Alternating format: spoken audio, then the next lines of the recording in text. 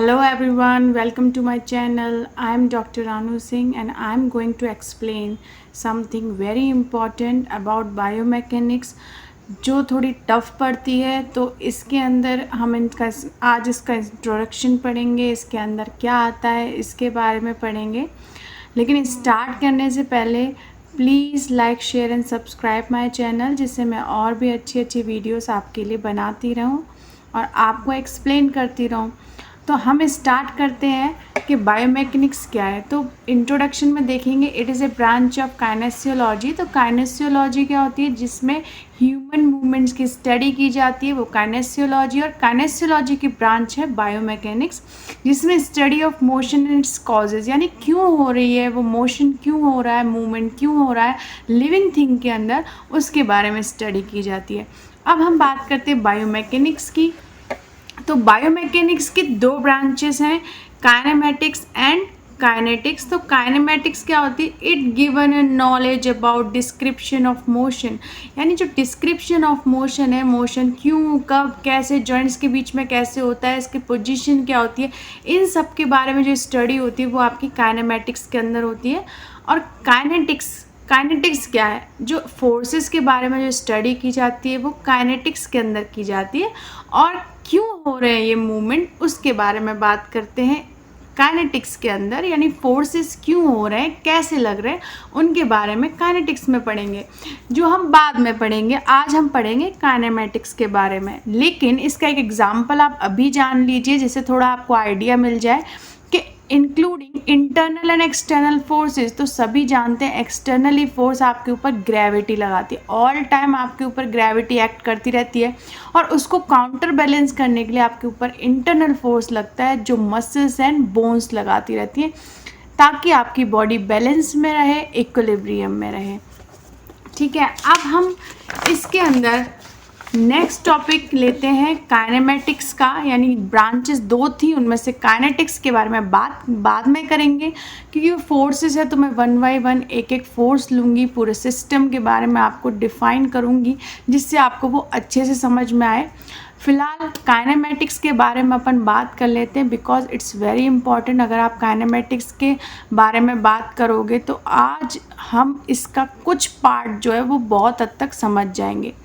तो आर्थ्रो और ऑस्टियोकाइनेमेटिक्स, इसके दो पार्ट होते हैं। आर्थ्रो का मतलब होता है जॉइंट। तो जॉइंट के बीच में जो भी मूवमेंट होते हैं, जो मोशंस हो रहे हैं, उन्हें हम पढ़ते हैं आर्थ्रोकाइनेमेटिक्स में, जैसे gliding, sliding, rolling and spinning. अब यहाँ देखिए, एक तो कॉन्वेक्स सरफेस है, एक कॉनकेव सरफेस है। यहाँ पर जब कॉन्वेक्स सरफेस कॉनकेव पे मूव कर रही है तो ये रोलिंग देखिए, जिस साइड बोन मूव करेगी उस साइड इस प्रकार घूम के रोलिंग होगी, और सीधी आपकी क्या हो रही है, स्लाइडिंग हो रही है। नीचे की साइड तो आपकी क्या जा रही है, स्लाइडिंग, ग्लाइडिंग, स्लाइडिंग जाएंगी, और इधर की साइड ऐसे आपकी कौन जाएगी, रोलिंग जाएगी।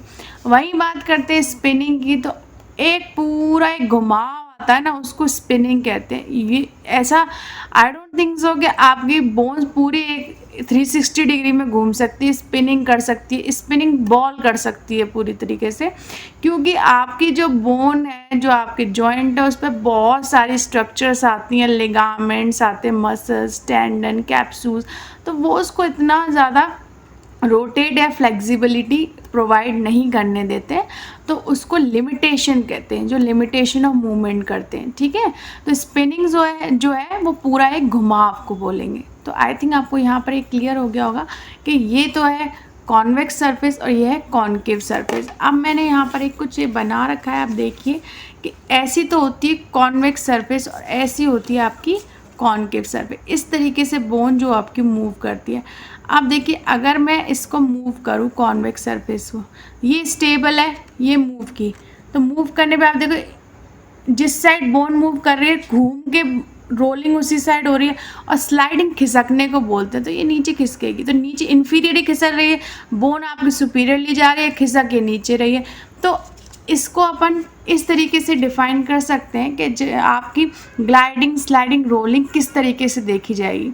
अब हम इसमें ऑस्टियोकाइनेमेटिक्स के बारे में थोड़ी सी बात कर लेते हैं कि भाई ऑस्टियो का मतलब बोन होता है, आर्थ्रो का मतलब जॉइंट था, या ऑस्टियो का मतलब बोन है। तो आर्थ्रो के अंदर तो जॉइंट जो स्पेसिस हैं उनके बीच में जो मूवमेंट हो रहा है उसके बारे में पढ़ते हैं। और यहाँ पर अपन पढ़ते हैं बोन के बारे में, यानी बोन के अंदर जो भी मूवमेंट हो रहे हैं, आपके हाथ पैर आप ऊपर नीचे उठाओगे, फ्लेक्शन करोगे, एक्सटेंशन करोगे, हाथ पैर किसके बने हुए हैं, आप किसके बने हो, मस्कुलोस्केलेटल के बने हो, तो आपकी जब हाथ पैर उठाओगे तो बोन मूव करेगी। अब हाथ अपने ऊपर उठाया तो बोन ऊपर जाएगी, नीचे कर रहे हो तो नीचे जाएगी।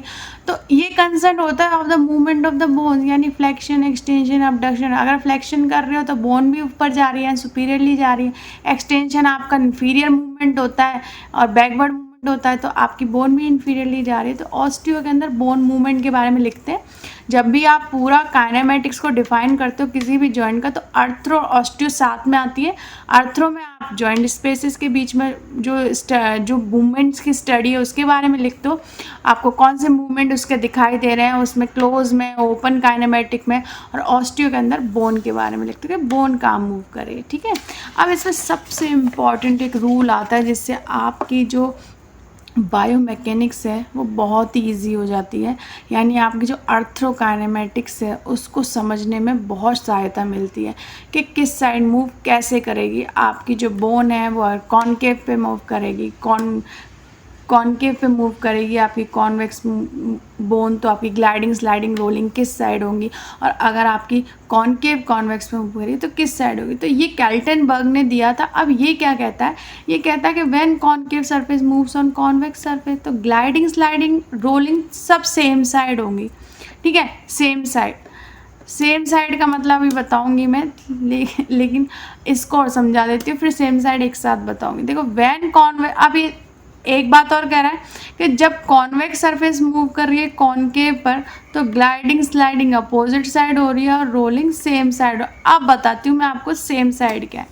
सेम साइड का यहाँ पे एक नोट डाला हुआ है, देखिए, same side means where bone segment moves, यानी जिस साइड आपकी बोन मूव करती है वो साइड आपकी, यहाँ पर बात हो रही है कि सेम साइड, यानी उस साइड ही आपकी रोलिंग होगी अगर कॉन्वेक्स मूव करेगी कॉनकेव पर, ठीक है।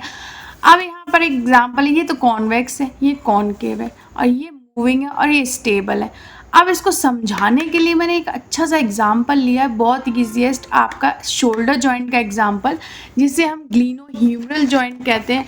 और ग्लिनोह्यूमरल जॉइंट में जो ग्लिनो कैविटी होती है वो कॉनकेव होती है और हेड ऑफ द ह्यूमरस क्या होता है, कॉन्वेक्स होता है। अब इसमें अगर आप बात करें शोल्डर फ्लेक्शन की, तो फ्लेक्शन के टाइम आपकी बोन कहाँ जा रही है, सुपीरियरली जा रही है। तो बोन मूवमेंट यानी ऑस्टियोकाइनेमेटिक में क्या लिखोगे आप, सुपीरियरली बोन मूवमेंट हो रहा है। अब अर्थ्रो के अंदर ग्लाइडिंग, स्लाइडिंग, रोलिंग की बात होगी, यहाँ कौन सा रूल अप्लाई हो रहा है, कॉन्वेक्स कॉनकेव रूल। कौन सा अप्लाई हो रहा है, कॉन्वेक्स कॉनकेव, यानी कि कॉन्वेक्स सरफेस मूव कर रही है स्टेबल कॉनकेव सरफेस पे, तो रोलिंग तो हो रही है जिस साइड बोन मूव कर रही है, यानी rolling is same side. And gliding, sliding भी एरो लग रहा है, ये जाएगी नीचे खिसकती हुई, तो वो क्या होगी, ग्लाइडिंग, स्लाइडिंग इन्फीरियरली, यानी gliding, sliding opposite side, rolling same side to the bone, ठीक है। तो रोलिंग ये हो गई, ग्लाइडिंग, स्लाइडिंग ये हो गई, और यहाँ पर मैंने मेंशन भी कर दिया है, gliding, sliding inferiorly, rolling superiorly, because bone segment moves superiorly. तो इस तरीके से आई थिंक आपको ये समझ में आ गया होगा, ईजीएस्ट एग्जाम्पल था, और आपकी कॉन्वेक्स कॉनकेव रूल कुछ हद तक आपका क्लियर भी हो गया होगा। अगर मैं आपको समझाने में थोड़ी सी भी सक्षम रही हूँ तो please like, share, subscribe my channel. Thank you so much.